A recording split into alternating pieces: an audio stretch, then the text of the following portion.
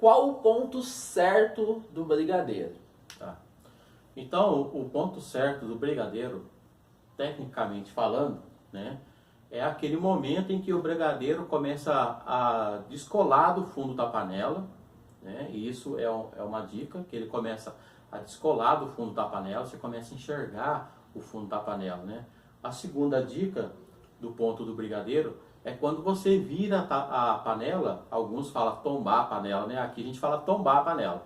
Você vai virar a panela e na hora que você vira, a massa desce todinha, ela descola todinha do fundo da panela e vem, né, para a beirada da panela. Então, esse é a dica 2, né? E a dica 3 do ponto do brigadeiro, que é o ponto de bolear, no caso, né, é onde você pega uma porção do brigadeiro com a colher, você levanta e na hora que você vira, a massa cai em bloco.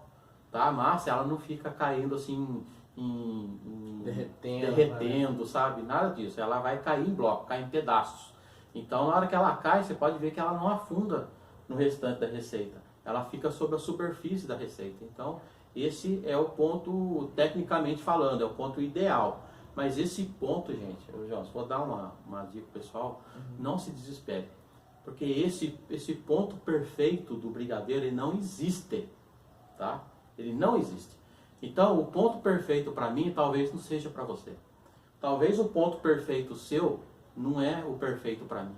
Então, cada um, com a experiência, com o andar da carruagem que você for fazendo, os brigadeiros, você vai chegar ao ponto que você deseja.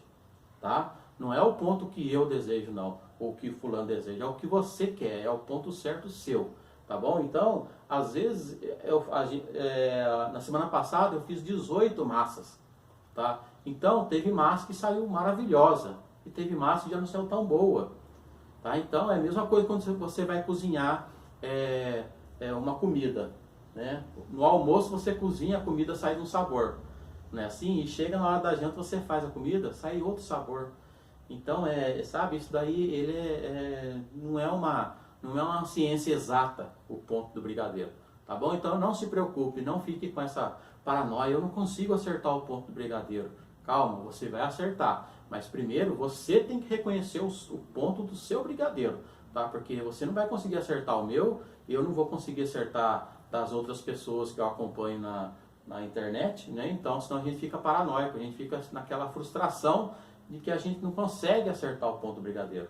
Isso aí é fantasia, tá bom? Então, o ponto brigadeiro é de cada um. Se dedique, você vai conseguir. Você vai ver a hora certa que o seu ponto que tá, ó, legal.